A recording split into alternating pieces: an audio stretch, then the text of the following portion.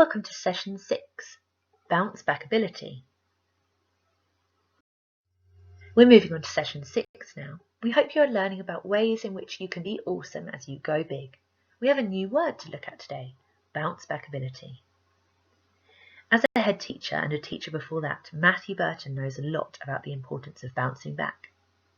And Gemma has to use Bouncebackability all the time in her line of work. When you mess up your line, you have to go again. In Session 5, we looked at being lost emotionally and physically, and we gave you some tips around the first few days of the big move to secondary school.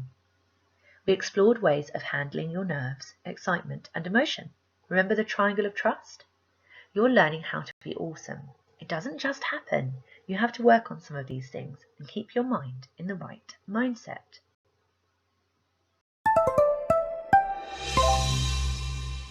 Now, I've invented Mr. Burton's tools for school in my book, and here is my number one, and it's bounce-back-ability.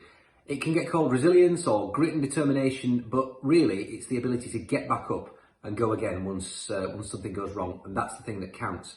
If you have to bounce back though, it usually means that something's fallen down or something's gone wrong. We all make mistakes, but getting back up again is how people are really, really measured. So never ever give up, never ever, don't give in. Here are some ideas on how you can keep on going even when things are difficult.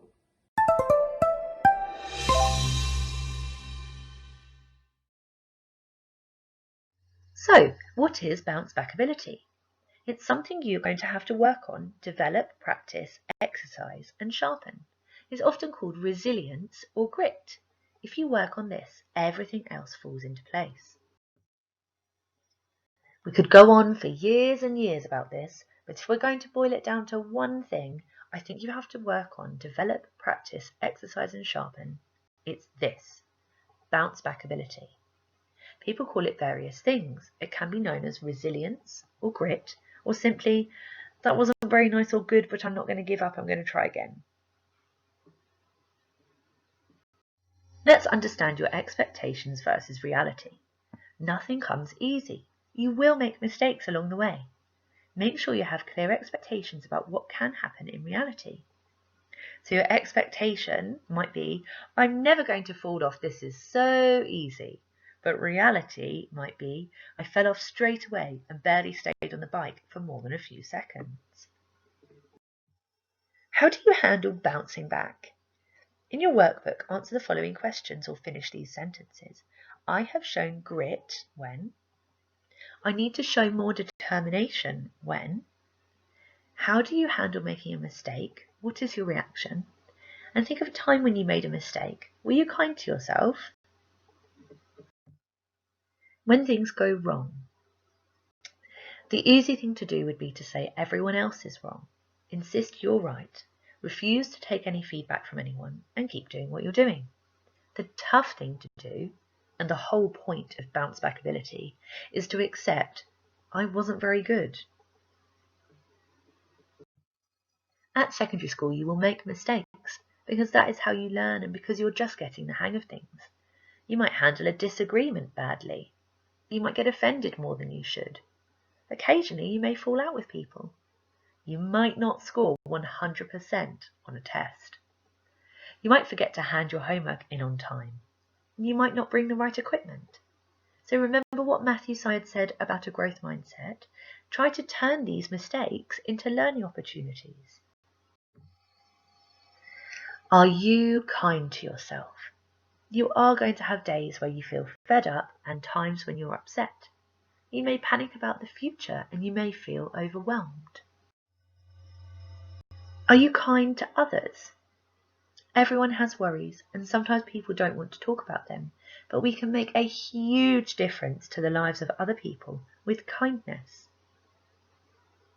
Unfortunately, we can't fix everything for everyone, but what we can do and what we should do every day, hour, minute and second is be kind. Be nice, work hard, bounce back, and all will be fine. Go get 'em. What does work hard and be kind mean? Fill in the person outline in your workbook with all of the things that you can do to show you are working hard. Now think about what you can do to be kind. How many of these things do you do already? Highlight or circle the ones that you would like to do more of.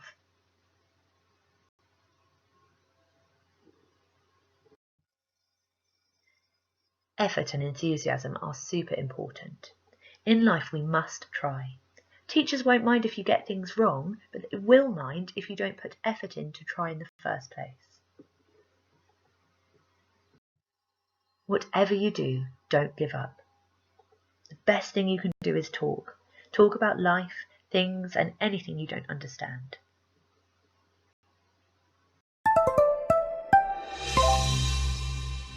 Hello everyone! Today we are going to talk about being resilient. Now, resilience means to be able to bounce back from a challenging time, being able to pick yourself up and start all over again and keep going forward even if you've just been hurt or something hasn't quite gone your way.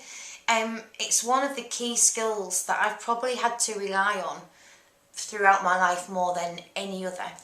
I had to learn to be resilient the hard way. I was bullied a lot when I was a kid. I developed a life-threatening mental health illness when I was just 10 years old, and I nearly died 4 times from the age of 10 to about 23 years old. So I know what it is to be resilient. And being resilient and being able to bounce back from difficult challenges doesn't mean that you have to be selfish. It doesn't mean that you have to shut off from other people. I think there's a misconception and a misunderstanding of what resilience is sometimes when you're first starting to hear the word and understand what it means. It isn't about being, I don't care what anyone else thinks, I'm just going to look after me. If anything, being resilient is about being selfless. You must still be kind as you're picking yourself back up. And the reason for that is because if you can bounce back and you can keep giving, that molds you as an even stronger and kinder person, and that makes you feel good. And by making yourself feel good, you feel more worthy of bouncing back. And it doesn't matter how many times you have to go through picking yourself up. There are never too few and there are never too many.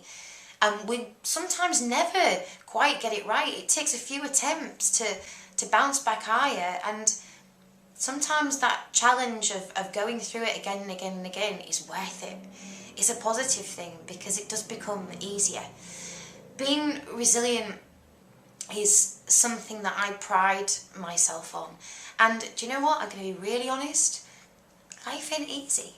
You know, even now, I still have days where something won't quite go my way, or somebody might say something unkind, or I might just get a job and then at the last minute somebody else pips me at the post, and you know, I'm distraught and feeling awful and sad, and I allow myself to feel it.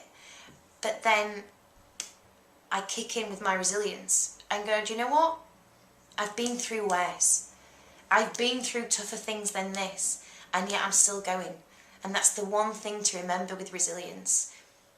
Think of how far you've come. Because so far, you've done as many days out of your life as you have done. And that ain't bad going. And you've got through each one of them. So keep remembering about resilience and how to kick back and bounce back and rise back higher and stronger. And not forgetting the other people along the way. Have a good one.